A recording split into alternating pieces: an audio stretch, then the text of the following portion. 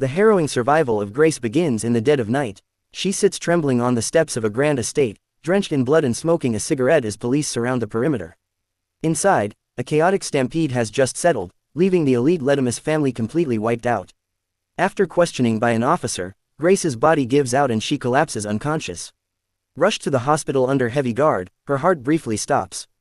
During this comatose state, a violent flood of memories flashes through her mind, revealing the horrific details of exactly what she just did to the Domas family. Driven by the adrenaline of these subconscious images, she suddenly regains consciousness, her life successfully saved by the doctors. A day later, a detective delivers grim news: she is facing a lifetime in prison because her clothes are saturated with the family's blood. In the midst of this tension, Grace's younger sister, Faith, arrives. It has been 7 years since they last spoke, but the police located Faith because her number was still saved as Grace's emergency contact. Seeing her sister handcuffed, Faith launches into a bitter taunt, contrasting her own successful life as a social media worker in New York with Grace's current ruin, reminding her that she was supposed to be living a life of luxury after marrying the incredibly wealthy Alex. Grace interrupts the lectures, desperately revealing the unbelievable truth. She explains that after the wedding, Alex took her to his family's secluded estate where they forced her to draw a card from a secretive deck. Grace thought it was an innocent parlor game, but it was actually a ritualistic game of death where she had to personally eliminate her husband's entire bloodline before dawn to survive. The narrative shifts to a sleek penthouse where a man of immense global influence named Chest sits watching a live broadcast of a war. With a single phone call, he commands a ceasefire, proving that the world dances to his tune. His top lawyer enters with an ancient, thick book, informing him that while the Domas family is gone, Grace has survived. Excited by the news, Chest broadcasts a message to a secretive network of the world's wealthiest families, announcing that the game will begin soon. These billionaires are part of a dark council, an elite cult controlling human history through blood rituals. Chest's ruthless children, Titus and Ursula, realize this means the high seat position is vacant. Eager to claim the magical signet ring that grants absolute obedience over the council, the siblings wait for their father to lie back down before suffocating him to death with a pillow to seize control of his empire. Back at the hospital, an officer attempts to transfer Grace, but they are brutally ambushed by masked bladesmen sent by rival council families. Grace grabs Faith and runs to hide in a utility closet. An assassin corners them and raises his blade, but before he can strike Grace, his body violently expands and explodes into gore. By attempting to execute her before the official game had commenced, he broke the ancient rules and faced instant cosmic punishment. Terrified but finally believing her sister's story, Faith helps Grace snatch the keys to unlock her handcuffs. As they attempt to flee through a rear exit, two figures detonate smoke grenades filled with poisonous gas, knocking the sisters unconscious. They awaken tied to chairs inside a luxurious resort hotel belonging to the Danforth family. Titus orders the entire facility evacuated as fleets of armored vehicles arrive with the leaders of the global elite. The council's immortal lawyer opens the ancient book, explaining that since the Domas family is gone, this round will revolve entirely around hunting Grace. The winner will claim the high seat ring. When Grace refuses to play, the lawyer places a blade to Faith's neck, forcing Grace to comply. An aristocratic woman named Francesca steps forward, expressing her deep hatred for Grace because Alex had abandoned her for the bride. The servants inject the sisters with heavy sedatives to hide them on the property, while the family leaders slit their fingers to sign the contract in blood. When the sisters regain consciousness, their wrists are bound together by heavy steel handcuffs. Grace urges Faith to sprint into the shadows, but Faith panics, wanting to negotiate. Their argument is cut short by a surveillance drone dropping from the ceiling, broadcasting a synthesized female voice offering them a deal for survival if they support her house. Before the drone can finish, Ursula shoots it down from a balcony.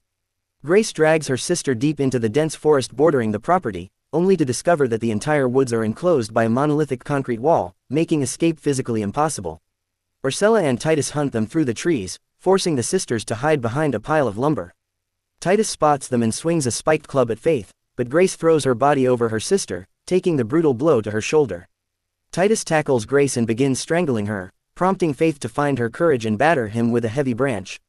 Together, they beat him into the mud and escape toward an industrial maintenance building. Miles away, a sniper on a resort tower opens fire, sending a barrage of bullets chasing them across the concrete. They dive behind a barricade, where Faith notices a pressurized gas cylinder and flammable chemical canisters. She pours the volatile liquids over their previous position and strikes a match, creating a massive wall of black smoke. Blinded by the haze, the sniper mistakes the silhouette of the cylinder for one of the sisters and fires, triggering a catastrophic explosion. The blast wave throws them through the air, injuring Grace's hand, but they successfully scramble inside the building. Faith quickly bandages Grace's hand just as Viraj, the heir of an elite Indian family, stalks into the room. The sisters hide in the industrial laundry room and blindside him, but Viraj follows their blood trail.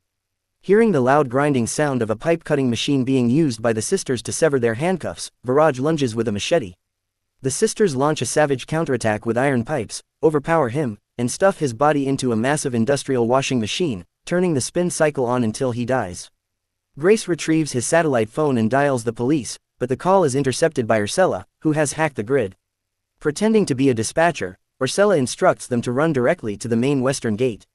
Sprinting toward the exit, they are blocked by Quan, the head of a powerful triad dynasty brandishing a katana. Quan offers a deal, proposing that Grace marry her son to legally become part of her family line, which would grant Quan the high seat while keeping Grace protected. When Grace learns that the sacrifices and games would still continue, she adamantly refuses. Suddenly, Lagos, a rival patriarch, opens fire on them. In the chaotic melee, Quan draws her sword to protect her investment but accidentally slices the throat of a guard from a different family. Violating the rule against killing rival members during a match triggers an instant curse. Quan's body violently detonates, and because her house leader died via infraction, her son and every living relative on the grounds instantly burst into flames. Blown backward and heavily injured, the sisters stumble toward the open iron barrier, only to find Ursula and Titus. Waiting in the shadows, Grace manages to stalk up behind Ursula, wrenching a shotgun from her hands and pressing it to Titus's forehead until he whimpers out the digital PIN code to unlock the gate. As the barrier grinds open, Ursula tackles Faith from behind while Titus lunges at Grace. Faith breaks free and makes it past the gate to safety, but seeing her sister being strangled, she refuses to abandon her. Faith runs back into the danger zone, knocks Ursula unconscious with a rock, and stuffs the wounded Grace into the trunk of a maintenance van, driving deeper into the resort's service corridors to hide. Francesca enters the resort's armory, determined to kill Grace herself. Faith pulls the van into a medical storage room, using forceps to wrench a jagged piece of shrapnel from Grace's side. Writhing in pain, Grace screams at her sister for throwing away her happy life in New York instead of escaping through the gate. Their bitter argument causes Faith to walk out. As Faith walks down the dim corridor, Francesca appears with a military rocket launcher. She fires, but fails to properly prime the mechanism, causing the missile to misfire harmlessly against the ceiling. Dropping the weapon, Francesca rushes Grace, who grabs a chemical spray bottle and blunts the attack. Francesca wrenches the bottle away and sprays it back, blinding them both as they engage in a brutal, wild brawl. Once Francesca's vision clears first, she unleashes a merciless beating, but Grace musters her primal courage, counters the attack, and slams Francesca's head into the concrete floor until she faints. Outside, Titus catches up with Faith and brutally beats her in frustration. Ursula arrives and stops her brother, explaining that holding Faith hostage is the perfect way to summon Grace. Titus uses a security radio to broadcast his hostage terms across the resort. Hearing this, Grace breaks open a firearm locker, grabs a shotgun, and maps a shortcut through the maintenance tunnels. A bruised Francesca awakens to attack her one last time, but Grace shoots her dead on the spot. Entering the dining hall, Grace fires relentlessly at the surrounding guards before locking herself inside a reinforced security bunker. Titus drags the bloodied Faith to the reinforced glass window, demanding Grace's surrender. Recognizing she cannot win with bullets, Grace devises a desperate psychological play over the intercom, offering to marry Titus so his house can win the high seat uncontested. The lawyer confirms the rules allow a marriage merger, and Titus greedily agrees. Faith is released to medical care while servants dress Grace in a white bridal gown, dragging her down into a subterranean stone bunker. The lawyer stands at the altar above a glowing sacrificial pit. Titus and Grace slit their palms, letting their blood drip into the abyss before signing the ancient tome. As they exchange rings, the heavy signet ring of the high seat materializes on Titus's finger. The very second the ritual seals, Grace pulls a concealed combat knife from her gown and drives it directly into Titus's throat. She wrenches the ring from his dying finger, kicks his body into the pit, and slides the golden band onto her own hand.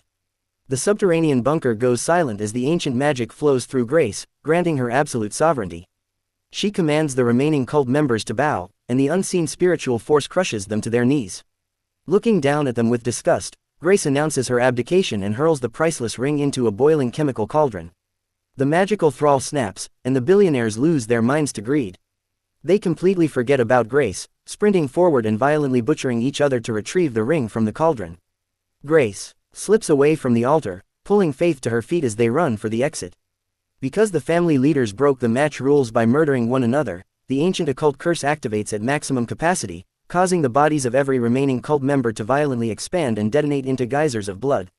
With the Dark Council entirely liquidated, the ancient cult ends permanently. Grace and Faith walk out of the burning resort into the morning air, free to start a quiet new life together as the screen fades to black.